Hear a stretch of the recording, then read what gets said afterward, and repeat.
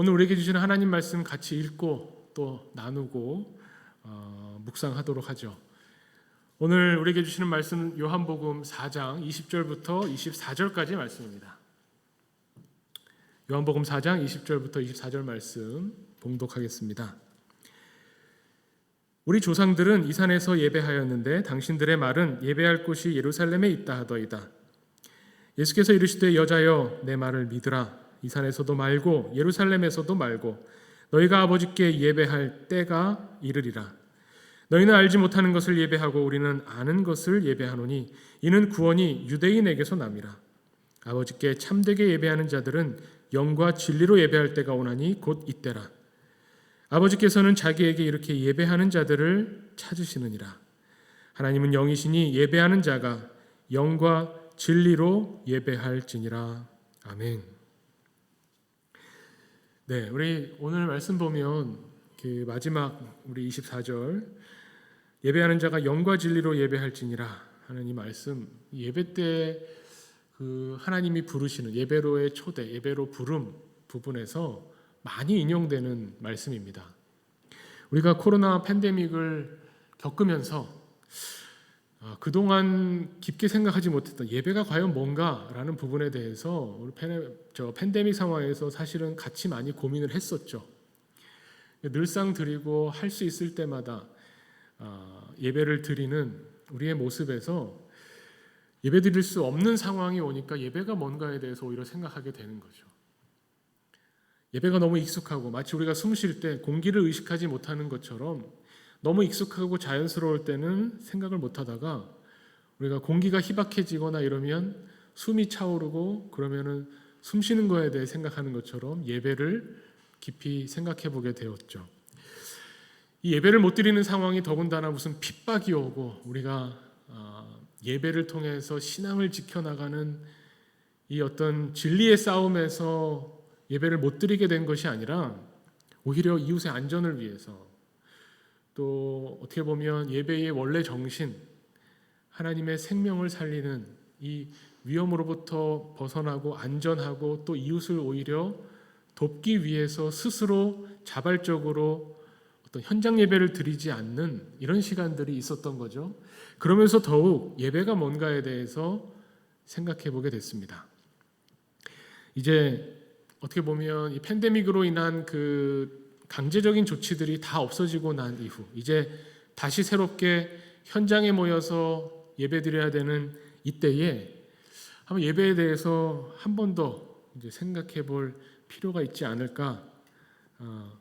그래서 성경은 우리가 생각하고 우리가 만들어가는 예배가 있지만 또 우리가 경험해서 좋다고 여기는 예배가 있지만 정말 중요한 것은 성경에서 말씀하는 예배, 하나님이 우리에게 원하시는 예배가 무엇인가를 계속적으로 놓치지 않아야 되죠. 성경에 나오는 많은 예배에 관한 말씀 중에 어떻게 보면 오늘 말씀이 예수님께서 직접적으로 예배에 대해서 정확하게 해주신 말씀으로 우리가 받을 수 있습니다. 예배 드릴 때는 영과 진리로 예배 드리는 것이다. 그것이 참된 예배다. 그것이 참된 예배자가 드려야 될 참된 예배라는 것을 어떻게 보면 명확하게 말씀하셨죠. 근데 이 영과 진리로 드리는 예배가 뭔가? 어떤 예배가 진짜 참된 예배인가? 여기에 대해서 우리는 끊임없이 질문하게 됩니다. 중요한 것은 여기에 대한 해답을 찾았다 이게 중요한 게 아니라 이 질문을 계속적으로 던지면서 가야 된다는 거죠. 그렇게 보면 예배라고 하는 것을 결론부터 말씀드리면 예배는 뭔가 여러 가지 정의들이 있을 겁니다. 예배에 대한 예배학이 있을 정도로 이론도 많고 해석도 많고 여러 가지 신학자마다 정의하는 바가 있지만 결국은 성경을 통해서 특히 오늘 말씀을 통해서 생각해 보면 하나님과 예배자가 통하는 것, 서로를 알게 되고 서로 이야기하게 되고 서로 만나게 되고 그래서 결국 서로가 통하게 되는 것, 그것을 예수님께서는 예배라고, 하나님이 영이시기 때문에 너희도 영과 진리로 예배할 때 하나님과 만나게 된다는 것을 가르쳐 주시는 거죠. 하나님과 통하려면 어떻게 해야 될까? 우리가 특히 요한복음에 아주 독특한 요한복음의 표현 방법이 있는데요. 요한복음이 이 4장에서도 나오지만 전반적으로 예수님에 대한 오해, 사람들이 가지고 있는, 예수님을 처음 만난 사람들이 예수님에 대해서 오해를 하게 되고 그 오해를 풀어나가면서 예수님은 이런 분이다. 우리 주님은, 하나님 보내신 그리스도는 이런 존재시다라는 것을 계속 보여줍니다. 그래서 어떤 사람은 예수님을 오해했다가 점점점 예수님을 알아가면서 예수님을 이해하는, 예수님의 진면목을 보게 되는 사람이 있고, 예수님을 오해했는데 끝까지 예수님을 알지 못하는 사람들의 이야기가 나옵니다. 예를 들면 요한복음 3장에는 니고데모가 나오죠. 니고데모가 예수님을 오해해서 예수님한테 와서 묻죠. 영생하려면 어떻게 해야 됩니까? 거듭나야 된다. 그럼 어머니 태에 다시 들어가야 됩니까? 다시 아기가 돼서 태어나야 됩니까? 이런 예수님이 말씀하시는 진리에 대해서, 예수님이 어떤 분인가에 대해서 계속 오해를 하죠. 예수님은 여기에 대해서 예수님이 어떤 분인가를 계속 드러내시는데 이해를 못하는 사람도 있습니다. 근데 오늘 이 요한복음 4장에 나오는, 보통 우리가 수가성 여인이라고 하는 이 여인은 예수님을 처음에 오해했습니다. 어떻게 오해했냐면 그냥 평범한 유대인 남자로 오해했죠. 그래서 예수님을 처음 만난 게 앞부분에 보면 이야기가, 스토리가 쭉 전개가 되죠. 예수님을 처음 우물가에서 만났는데 보통의 평범한 유대인 남성으로 봤을 때는 저 남성은 나한테 말을 걸지 않죠. 이 사마리아 사람, 특히 사마리아 여인은 그냥 없는 생 투명인간처럼 보기 때문에 말을 걸 리가 없는데 예수님이 먼저 와서 그 물 좀 떠달라고 이야기하십니다. 그래서 이 여인이 말하죠. 당신은 유대인 남자로서 어떻게 나한테 말을 거십니까? 이렇게 예수님을 보잖아요. 예수님을 사실 오해한 거죠. 예수님이 이 여인에게 먼저 다가가셔서 말을 거시고 이 여인과 대화를 나누시면서 이 운물물에서 생수로 대화를 전환시키십니다. 그러면서 내가 누군지 알았더라면 나한테 물을 달라고 했을 텐데, 예수님의 참모습을 보여주시기를 원합니다. 내 참모습을 제대로 보면 그런 오해를 하지 않을 텐데, 그러면서 이 여인이 말을 섞다 보니까 뭔가 보통 유대인 남자는 아닌 게 확실해요. 그래서 뭐라고 말하냐면, 선생님, 뭔가 특별함을 가지고 있는 랍비, 이렇게 생각을 해서 선생님 이렇게 하면서 대화를 이끌어가죠. 예수님이 여기서 결정적으로 무슨 말씀하시냐면 남편 데려와라 이렇게 이야기하십니다. 이거를 우리가 오해하면, 이거 우리가 오해할 수 있죠. 요한복음 읽으면서 이걸 오해하면, 아니 예수님 갑자기 왜 이 여인의 이 정말 숨기고 싶은 어떻게 보면 약점 이런 걸 왜 들춰내시나. 남편 데려와라 했더니 이 여인이 난 남편이 없습니다. 그랬더니 예수님이 이 얘기 잘 아시죠? 내가 남편이 5이 있었는데 그 남편들이 다 남편이 아니라 지금 너랑 같이 있는 그 남자도 내 남편이 아니니 너의 말이 참되다. 너의 말이 맞다라기보다 내 말이 참되다. 이렇게 표현하시는 거죠. 의미심장한 말입니다. 그랬더니 이 여인이 예수님을 이제는 어떻게 보냐면 정말 선지자시군요. 이렇게 예수님을 보는 겁니다. 이 예수님에 대한 오해가 풀어져 나가는 과정을 이 여인이 보여줍니다. 이제는 선지자로 보는 거예요. 내 과거를 알고 있고 나를 꿰뚫어 보는 선지자로. 거기서 한 발 더 나가야 되죠. 예수님이 이 여인에게 남편 데려와라 라고 말하면서 남편에 관련된 이야기를 끄집어내신 것은 이 여인을 정죄하려고 하는 게 아닙니다. 우리가 오해하는 거죠. 예배자로 나갈 때는 예배를 드리려면 거룩해야지. 내가 죄가 있고 모자라고 죄인으로서 어떻게 거룩하신 하나님 만나나. 그럼 우리 죄인으로서 하나님 만나면 죽는다는데 어떻게 회개하고 깨끗해져야 하나님을 만날 수 있지. 이런 게 바로 오해라는 겁니다.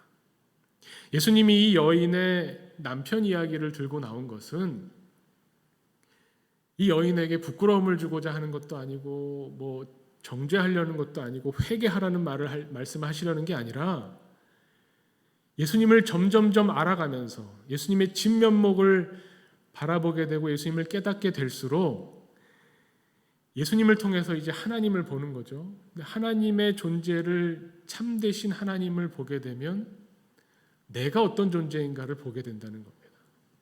제가 예배는 하나님과 예배자가 서로 통하는 거라고 말씀드렸는데, 그것은 참되신 하나님이 어떤 분인가가 드러나는 사건이기도 하지만 예배자가 어떤 존재인가도 같이 드러나는 겁니다. 참되신 예수님을 알아가다 보니 진짜 참된 내 모습이 보여지게 되는 거죠. 우리는 보통 사회생활할 때 어떻게 합니까?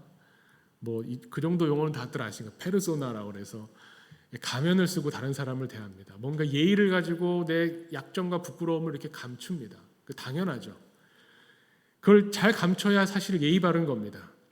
솔직하다고 내 약점을 이렇게 막 드러내는 거는 사실 우리 이 동방 예의지국에서는 예의가 없는 거죠. 너무 솔직한 건 예의가 없는 겁니다. 오히려 항상 예의 바르게 자신을 잘 절제하고 조절하면서 좋은 모습만 보여주는 그런 것이 어떻게 보면 예의 바른 모습인데, 그러다 보니 예배자로 나올 때도 하나님 앞에서 어떤 내 부끄러운 모습은 좀 감추고 좀 그래도 하나님 앞에서 내세울 만한 모습으로 나오려고 하는 그런 모습들이 보여진다는 거죠. 그걸 예수님이 그토록 싫어하셨던 위선이라고 예수님이 비판하신 겁니다. 이 종교지도자들, 유대의 종교지도자들, 바리새인들이 하나님 앞에서도 이런 예의를 차리는 거죠. 가식을 보여주는 겁니다. 하나님, 내가 이렇게 금식하고 기도하고 봉사하고 구제하는 사람입니다 라고 하면서 기도하는 거예요. 이거는 어떻게 보면 참된 하나님과 만나는 게 아닙니다. 가면을 쓰고 가식을 가지고 하나님을 만나면 그렇게 하나님을 바라보면 하나님도 참된 하나님을 보지 못하게 되는 거죠.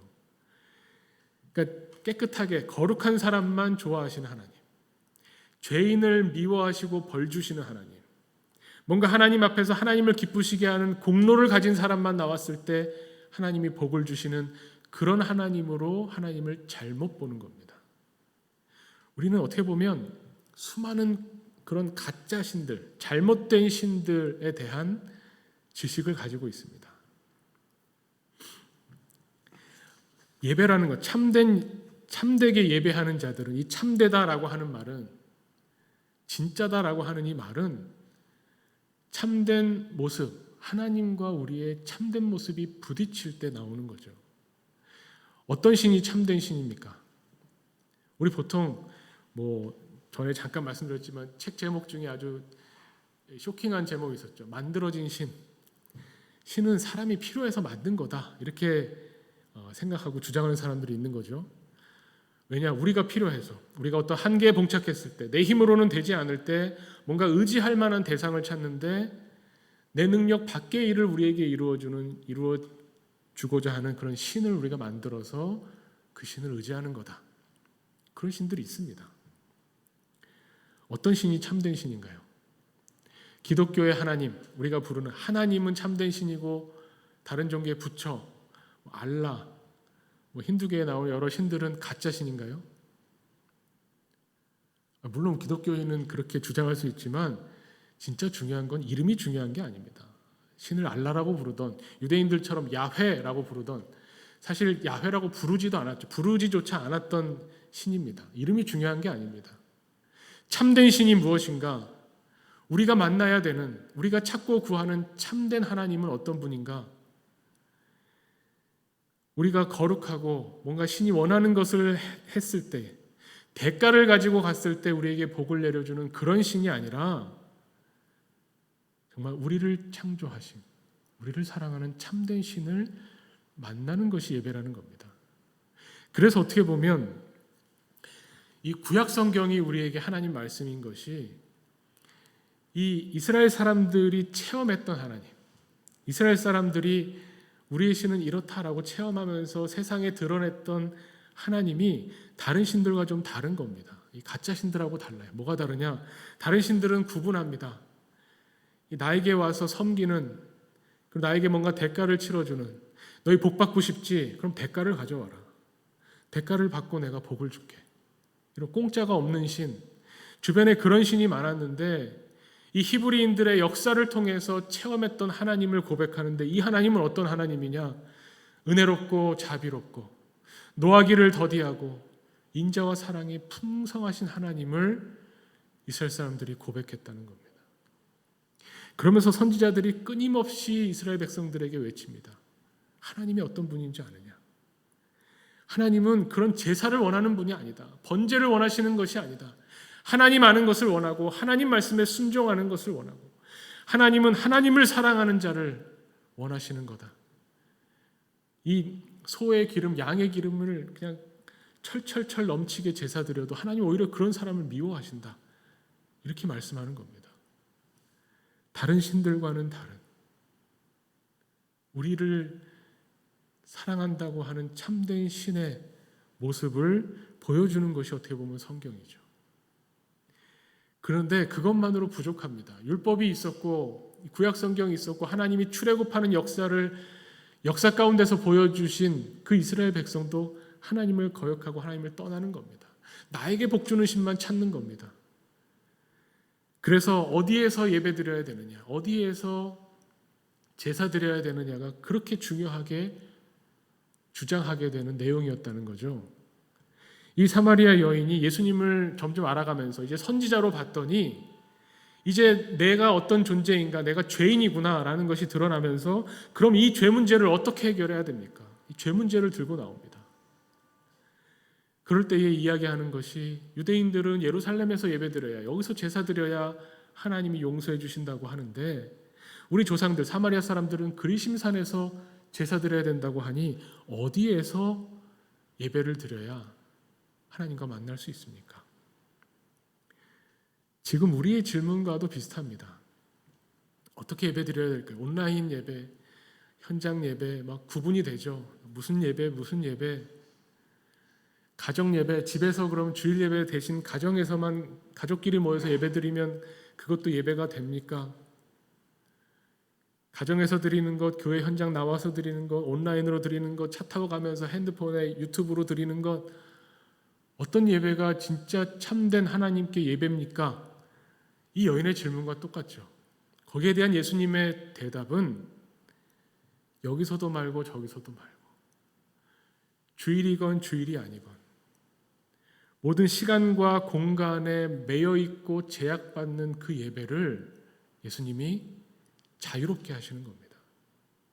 예수님이 영과 진리로 예배드려야 된다라고 하는 게 우리에게 하나의 규약을 주시고 하나의 어떤 한 가지 방법 이대로 예배를 드려야 예배가 된다라고 말씀하시는 것이 아니라 오히려 우리 사고방식 안에서 갇혀져 있고 규정되어 있던 예배를 해방시키시는 거예요. 예배라는 거는 이런 때에 이런 장소에서 이런 방법으로 이런 예식으로 이런 순서로 그렇게 드리는 것이 예배가 아니라 참된 예배는 영과 진리로 드리는 예배다. 그 예배 드리는 때가 이제 왔다. 이렇게 말씀하시는 겁니다. 그러면서 이제 이 여인은 예수님을 만나고 예수님을 보면서 깨닫게 되는 거죠. 예수님을 통해서 하나님이 어떤 분이신가를 알게 될 때 예수님을 보고 주가 당신이야말로 그리스도시군요. 예수님을 통해서 참되신 하나님을 만났기 때문에 알았기 때문에 우리는 예수님을 통해서 하나님이 어떤 분인가 이 참되신 하나님을 경험하게 된다는 겁니다. 예수님을 통해서 예배자로서는 내가 어떤 존재인가를 명확하게 보게 된다는 겁니다.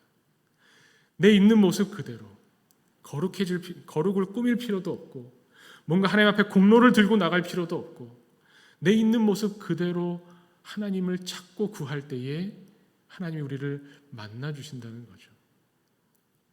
그러면서 한 가지 저는 예배에 대해서 생각하면서 이 하나님과 예배자, 예배도 일종의 대상이 있습니다. 상대가 있어요. 혼자 하는 게 아니라는 겁니다. 자꾸 예배를 생각할 때마다 예배 나올 때 오래 신앙생활 하신 분들 그러시겠지만 예배 나올 때는 가장 좋은 옷, 깨끗한 옷을 입고 정성스럽게 예물을 준비하고 신령과 진정으로라는 말에서 많이 오해했듯이 정성스럽게 예배를 드려야 된다. 예배 드리는 나의 모습에 계속 집중하게 됩니다. 물론 필요합니다. 조그만 작은 화면으로 예배 드리는 거 쉽지 않고요. 뭐 이동하면서 예배드리는 거 쉽지 않지만 그것을 뛰어넘어서 예배를 하고 생각할 때 계속 생각해야 되는 것은 뭐냐면 통해야 하는 반대쪽 하나님을 생각해야 되는 겁니다. 참되신 하나님을 만나야 되기 때문에 내가 경건해지고 내가 거룩해지고 내가 깨끗해지는 것 여기에 신경 쓰는 것 이상으로 참된 하나님을 찾고 구하고 알고 만나고자 하는 절반의 하나님에 대한 관심과 마음과 사랑이 있어야 된다는 거죠. 제가 근데 고민한 게 이 영화를 예로 들어도 되나 싶은데요. 제가 제목은 말씀드리지 않겠습니다. 제가 항상 뭔가 집중하게 되면 사람이 그렇지만 나 중심적으로 내가 막 이렇게 뭔가를 하려고 하다 보면 힘들고 잘 안 되고 실패하고 그럴 때가 많잖아요.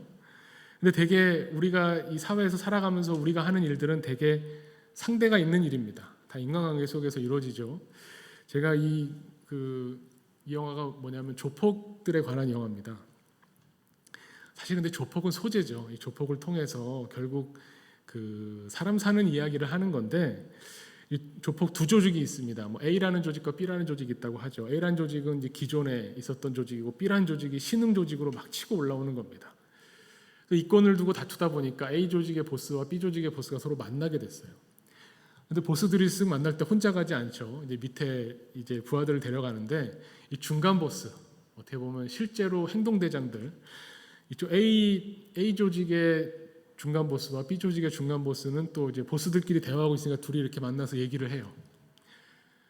그런데 이 B 조직의 이 행동대장은 정말 얼마나 야심만만합니까? 신흥 조직이다 보니까 이 사람이 여유 있게 이 기존에 오래 힘을 가지고 있던 조직의 행동대장이 여유 있게 대하는데 이 사람 막 삐죽빼죽거려요. 그러다 결국 이제 일이 납니다. 그래서 이쪽 행동대장이 저쪽을 막 이제 칼로 찌르죠.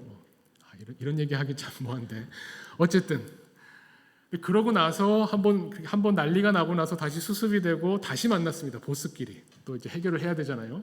뭐 굉장히 멋있어 보이지만 필요 없고 다시 만났는데 문제는 저 사람한테 칼을 맞았잖아요. 죽다 살았어요. 둘이 만났는데 딱 그 신흥 젊은 행동대장이 쓱 보면서 뭐 괜찮으십니까? 이렇게 말을 하는 거죠. 그랬더니 뭐 괜찮다고. 그러니까 이쪽 칼 찌른 사람이 그래도 형님은 괜찮으신가 봅니다. 보통 칼 맞으면 쳐다도 못 보는데 이렇게 말하는 거죠.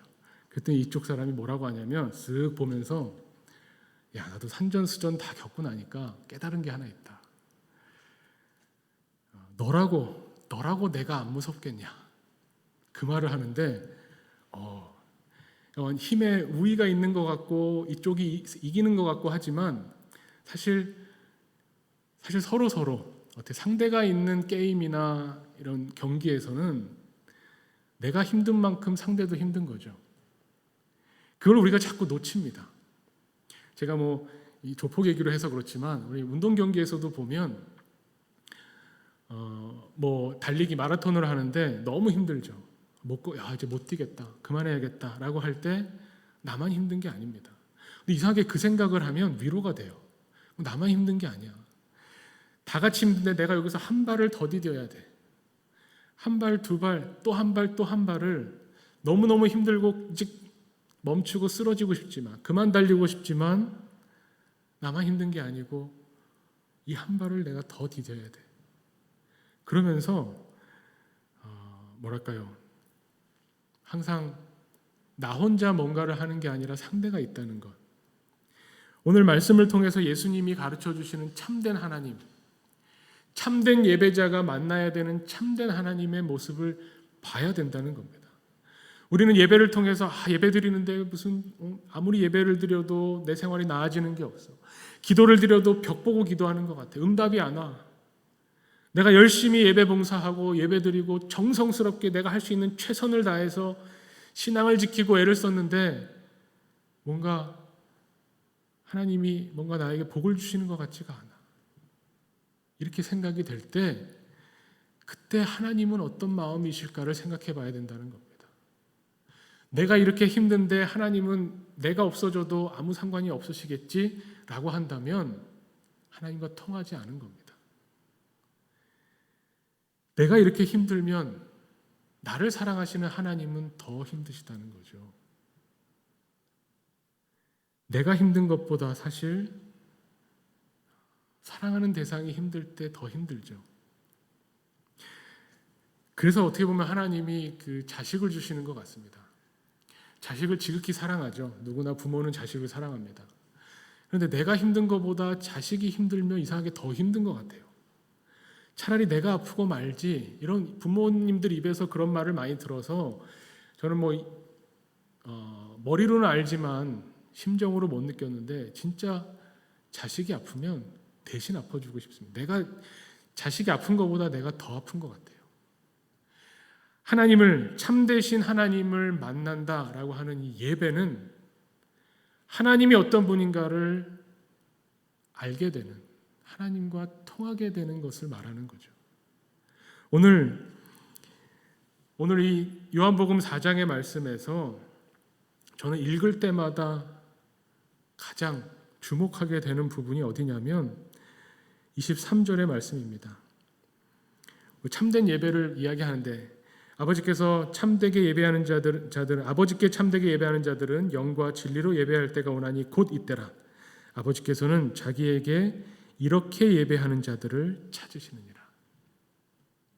이 사마리아 여인은요, 이 자기의 죄된 모습, 자기의 원래 본질이 무엇인가를 보게 되고 나서 내가 죄 많은 여인이지, 남편도 많고 어떻게든 먹고 살려고 내가 손가락질 받는 죄인으로 그게 내 참된 존재구나가 드러났을 때 하나님 어떻게 예배드려야 하나님이 날 받아주실까? 어떻게 예배드려야, 어디서 예배드리고 어디서 제사드려야 하나님이 나를 용서해 주시고 나를 받아주실까만 생각했는데, 그래서 예배는 어떻게 드려야 되나? 예배가 무엇인지, 예배를 어떻게 드려야 되는지, 어떻게 예배해야 응답을 받는지, 어떻게 예배드려야 복을 받을 수 있는지를 우리 마음이 거기에 가 있다면 예수가 진짜 그리스도라고 하는 것은, 예수님이 알려주시는 하나님은 어떤 분이냐면 나를 찾고 계시는 분이라는 겁니다. 하나님은요, 우리를 찾고 계시는 분이에요. 그게 이름이 뭐든 세상에 다른 어떤 신이라고 하는 어떤 존재든 우리는 그런 존재와는 상관이 없는 겁니다. 우리가 정말 통해야 되는 존재는, 참된 신의 모습은 우리를 찾고 계신다는 겁니다. 내가 필요해서, 내가 복 받으려고, 내가 지금 이 힘든 문제를 해결하려고 하나님을 찾는 줄 알았더니 그게 아니라 하나님이 나를 찾고 계셨다는 겁니다. 예수님이 이것을 보여주셨기 때문에 우리는 예배를 통해서 하나님을 만날 수 있습니다. 예수님이 가르쳐 주시는 하나님, 예수님이 보여주신 하나님, 예수님이 이 땅에 오셨다고 하는 예수님의 존재 그 자체가 하나님이 우리를 사랑하신다는 것을 증거하는 거죠. 하나님이 지금 너를 찾고 계신다. 하나님이 네가 필요하다고 하신다. 우리는 항상 우리가 하나님 필요하다고 생각했는데 하나님이 나를 보고 내가 너를 필요로 한다고 말씀하시는 거예요. 내가 너를 사랑한다. 네가 없으면 안 된다. 너 그냥 죽게 내버려 둘 수가 없다라고 말씀하시는 그 하나님을 예배를 통해서 만나야 된다는 겁니다. 이것이 예배라는 겁니다. 영과 진리로 드리는 예배, 이 영은 하나님의 영입니다. 성령을 말하는 거죠. 하나님의 마음이 어떤지를 우리에게 알려줍니다. 성령이 우리에게 오실 때 하나님의 마음을 우리가 체험할 수 있습니다. 여기서 말하는 진리라는 것은 물론 예수님이 진리신데, 예수님이 보여주시는 이 진리, 참된 것이 무엇이냐, 숨겨졌던 것이 드러난다는 겁니다. 있는 것을 있다고 하고 없는 것을 없다고 하고 아닌 것을 아니다라고 하고 그것이 맞는 것을 맞다고 하는 게 진리잖아요. 우리가 숨기고 싶었던 모든 모습이 드러날 때 오히려 하나님이 그 모습을 기뻐하시고 사랑하시고 우리를 받아주시고 우리를 찾고 계신다고 하는 것. 그 진리가 드러날 때 그때 우리는 하나님을 경험하고 체험하게 되는 겁니다. 우리는 참된 예배자로 서게 되는 겁니다. 우리가 예배를 통해서 바라봐야 될 것, 이것이 그냥 습관이 아니고 주일이니까 나와야 되는 것이 아니고 내가 필요하니까 뭔가를 채우려고 나오는 것이 아니고 정말 참된 하나님을 참되게 만나서 그 참된 하나님과 통하게 될 때 내가 어떤 존재인지, 내가 세상에서 존재한다고 하는 것이, 내가 이 세상을 숨쉬면서 살아간다고 하는 것이 어떤 의미인가를 하나님과 통하면서 깨닫게 되고 찾게 되는 것, 그것이 예배라는 겁니다. 그래서 예배는 그냥 주일 1시간으로 한정될 수 없고요. 이 장소로 한정될 수 없고요. 우리의 삶으로, 우리가 순간순간 하나님과 소통할 때마다, 하나님을 경험할 때마다, 하나님이 나를 사랑하셔서 부르신다고 하는 것을, 나를 지금 애타게 찾고 계신다는 것을 내가 느낄 때마다 우리는 하나님을 예배하는 겁니다. 하나님과 함께 예배하는 것이고요. 하나님과 막 통하는 거죠. 성령으로 통하고 진리 대신 그리스도로 통하고. 하나님과 통하는 사람이 세상에 나가 살면서 무엇이 두렵겠습니까? 하나님이 창조하신 이 세상, 하나님이 다스리시는 이 보이는 세상에서 보이지 않는 하나님의 나라와 통하고 있는 우리가 무엇이 두렵겠습니까? 하나님으로부터 오는 힘, 하나님으로부터 오는 사랑과 은혜로 살아가는 사람입니다.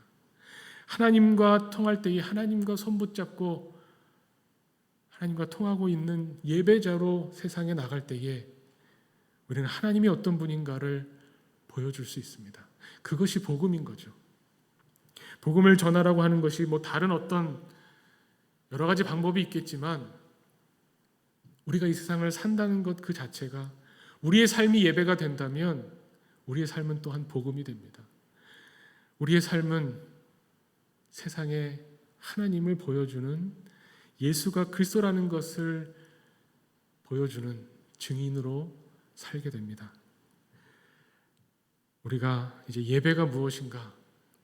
하나님이 원하시는 예배, 하나님이 지금도 우리를 찾으시면서 부르시면서 지금 그 자리에서 지금 하고 있는 그 일을 통해서 지금 만나는 그 사람과의 대화 속에서 사랑하는 사람들과의 관계 속에서 하나님께 올려드리는 찬양과 기쁨 속에서 하나님이 우리와 만나자고 말씀하시는, 우리를 찾고 부르시고 우리에게 손 내미시는 하나님의 그 손을 붙잡는 것, 그것이 우리에게 있어서 정말 하나님이 주시는 귀한 예배라는 것을 매일매일 순간순간 체험하는 우리 하나교회 되기를 간절히 축원합니다. 기도하겠습니다.